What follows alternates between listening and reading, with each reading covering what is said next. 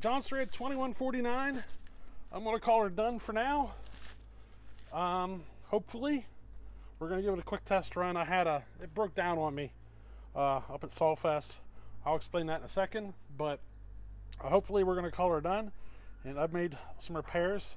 Those of you who are familiar with this saw, I had a 350 starter on it because the spring broke on this one. So I ended up buying two different springs, and neither one of them worked, even though the ad said that they would work for this saw. They did not work at all. I didn't want to buy more springs that said they were supposed to work, and they actually didn't. So I figured out that the Jonsered 490 spring, or Partner 5000, with a little bit of tweaking, they work. You just got to do a little bit of bending, and you can get them to work in these starters. So I did that, got the starter back on, and I used to have a 350 top cover plastic held on with one screw. I did that because I didn't want to notch the original one out for the air filter, and I decided to go ahead and notch it out and get her looking nice and as pretty as I could. I still got one busted clip up front here, but we're making some test cuts here, and we're going to see how she goes. Now, the muffler that I had on it originally, Charlie Briscoe actually did me a new one. If you can see here, that's a Charlie Briscoe mod. The one I did was pretty ugly, so Charlie did me up one, and it's looking pretty good. But I'm going to explain a little more detail here, what went wrong at the races, and we're going to give it a test run. So I am going to call this saw done, at least for now. So if you followed this series on this saw, which if you're unfamiliar, it's building a 50cc class race saw or something like that. I am calling this one done for now. We may go back into it later, but for now we're going to call her done, and I'll explain more detail here. Alright, so yes, I am going to call this guy finished. As finished as it's going to be, at least for a while. There's a reason. So, up at Solfest, Charlie and I kind of got together, and we were comparing our builds, and I got to compare this saw to stickers. You guys are all familiar with stickers, I'm sure, that Charlie built. It's an Echo 4910 race saw that has been freaking killing it at the races. Do I expect to achieve the level of stickers? No, I do not. I am not at Charlie Briscoe's level. But in the comparison, I'm close enough that I feel like I should just leave well enough alone for now. The difference is that stickers is able to hold torque and maintain RPM through the cut better than this one. So stickers does beat this one. Now, what else? I think I mentioned the throttle response, but the throttle response in this thing is freaking phenomenal. The RPM is phenomenal, everything. It's just, yes, stickers does do a better job in the cut than this one. One of the big differences I felt also is in the chain. So I believe he was running a steel 23RS chain on stickers. This is a Holtz Pharma chain that I sharpened. So I got my sharpening a little too hungry. You'll see in a minute here, once I get into some hardwoods and stuff, she wants to kind of chatter a little bit. It seems fine on softer stuff, but on these hardwoods, it is too hungry. And what's happening is I'm pulling too many RPM out of the saw just compensating for the overly aggressive chain. So what I'm going to do is I'm going to leave this chain as is for now, and then I bet you after I sharpen it once, maybe twice, but probably once, this chain will probably dial right into exactly where it needs to be, and I'll be saving it for races in the future. So as of right now, I do plan on leaving this saw as is, sharpen the chain maybe one more time, and it should dial right in, and I'm going to call her done. I do have another top end that I could put on this saw and start over from scratch. But for now, I feel like what it needs most is just ran. And I mean ran. That's another big difference between Charlie Briscoe's stickers, that Echo 4910, and this one. That's stickers is very well broke in. It's got many, many, many tanks of fuel in it. This one is a brand spanking new top end, not broke in. I don't even remember if I even got to that first initial break-in period where your tune just goes fat on you. You know what I mean? I don't recall that it even got to that point yet. So I feel personally that I should just run it and see how she does over time. You know, maybe get some bugs worked out of it and all that stuff, you know. And talking about the bugs, the reason she broke down at Sawfest is when we were comparing with Charlie Briscoe's saw, I went ahead and started comparing it to one of my other ones that I race with, and the coil started to go out on me. At least I think it was the coil. I'll say that. It was very typical symptoms of a bad coil. You know, it's kind of like a weird 4-stroke thing. It just refuses to want to run. I mean, it got to a point where I could hold the throttle wide open, and it just was barely running. I did get it to race at Sawfest. It didn't get quite to that point, but it was breaking up in the cut enough that I had to kind of play with the tune to get it to kind of make its 3 cuts for the race. But I could not get it to run it to its full potential. You know what I mean? So what I did here, that's actually the second coil that was in this saw, and they were just used coils. So I just threw another used coil in it that I had. Don't know if this coil's any good. We're going to find out today. This might just be a flop. I actually tried to make this video one time before, and just a couple of days ago, and the coil was, you know, it was shot. So I put another coil in it, and that coil was shot. And here we are on to another one. So hopefully this works out. This is the last of the used coils that I have laying. I basically have parts just laying around in boxes and stuff. You know, just like anybody with a bunch of saws. You got boxes of parts laying everywhere. Same with me. I threw a coil in this. Don't know what it came out of, but it bolted in, so we're going to try it. It kind of sucks that the coil went bad on me up there. You know, I didn't get to run the saw at its full potential, but that's all right, because I did not expect to win any races with it at all.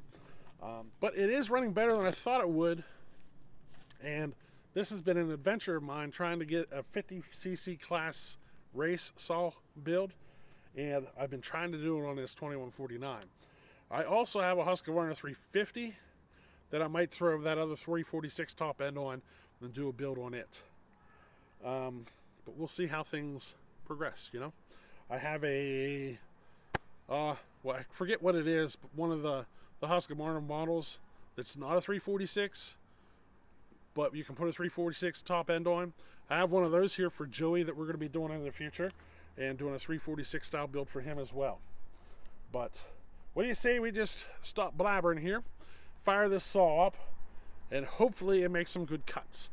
You should see that the chain is too overly aggressive. It really starts robbing the power out of the saw. But we'll take it over and try to make a cut or two on this softer wood.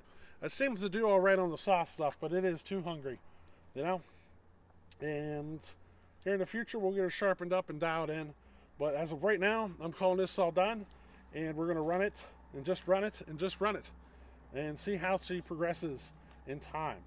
It is a really cheap. I mean, it's the cheapest top end you can buy.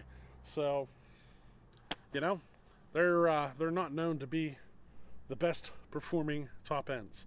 Maybe in the future, if I like the way this is turning out, I might go ahead and try to locate an OEM top end, because I mean, you hear a lot of stories about how the OEM stuff always seems to run better.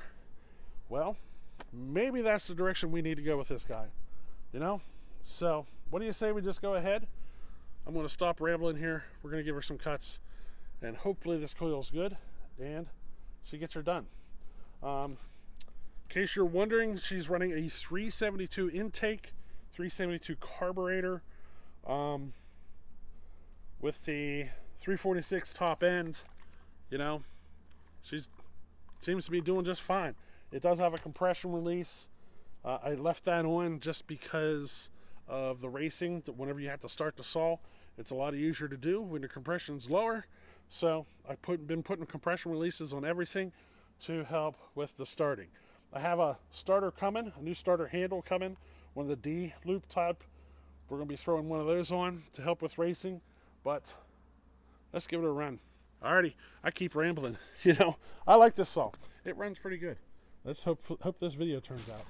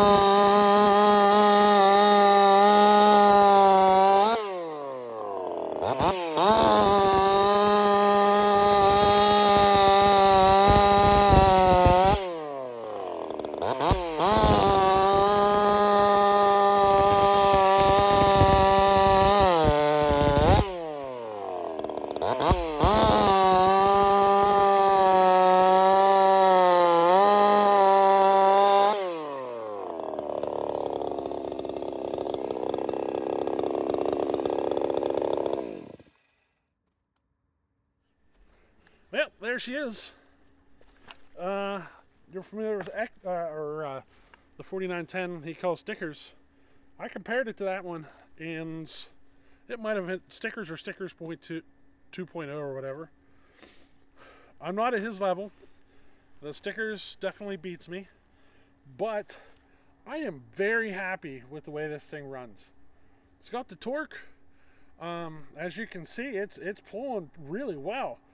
The chain is just a little bit on the hungry side is all, which that doesn't really bother me too much. Once I get into this softer stuff, it's not a big deal, you know. It doesn't want to chatter and stuff in the softer woods. It's just the harder stuff. But it's not really struggling to maintain cut, RPM to cut so much anymore. And I think that might just be me getting the tune dialed in. This thing really likes the fuel. So you know how you kind of play with your tune? You go richer, you go leaner and stuff, and sometimes you just want to lean them out a little bit to get that little extra bit. Not this one. The way I got it built, it's like just dump that fuel to it. Just give it more and more and more. It doesn't want to rev out though because I'm doing that. So you know what I mean? Because I'm throwing so much fuel at it, it's not really wanting to scream in the RPM. It's just devouring it to create torque and stuff. So the question is, am I going to pull it off with the torque, or am I going to, or do I need to worry about getting more RPM out of it? That's, time will tell. I'm happy with the way it runs though. It's very loud, and I think that just comes because of the way that muffler design, with the two pipes coming out. They come out and it bounces all the sound right off of the wood straight back at you. So it's very loud to run. It's one of the loudest ones that I run, or one of my loudest saws. Go figure. It's a 50cc saw and it's one of my loudest. But hey, I'm happy with it. I have absolutely no complaints whatsoever, and I think I'm just going to leave it as is for now. We're going to run it a bit, see how she develops in time, but no complaints for me whatsoever. I'm going to leave it, and I'm quite happy with the way it is. It's very forgiving, so like in a race situation, sometimes you get a little heavy-handed and try to get too aggressive with the saw and stuff. No problems with that one. It's a lot more forgiving because it has a little bit more torque. It's struggling on the RPM. It's just not pulling it on the RPM side. So that's what's kind of let me think, maybe someday in the future we will get into it, or maybe we'll leave this one as is and build another one. I really like the way this saw runs though, so I'll probably build another one, something else. I was originally thinking I was going to put another top end on it to try to get it to spin up more, but I like the way it runs so much that I'm just going to leave it, really, so hey, it is what it is. It's my personal, of all my 50cc saws, I think this is the fastest one through the wood. It's not the highest RPM one, but it is the fastest one through the wood. So for me, this is my 50cc race saw right now. Unless I can talk Charlie into selling one of his. He's got a green one that I've been bugging him for probably ever since he built it. If you're familiar, you know which one it is. I bugged him about that saw ever since he built it. I want the green one, but you know how that is. But anyway, I think that'll be enough rambling, and we'll talk to you on the next one. Later.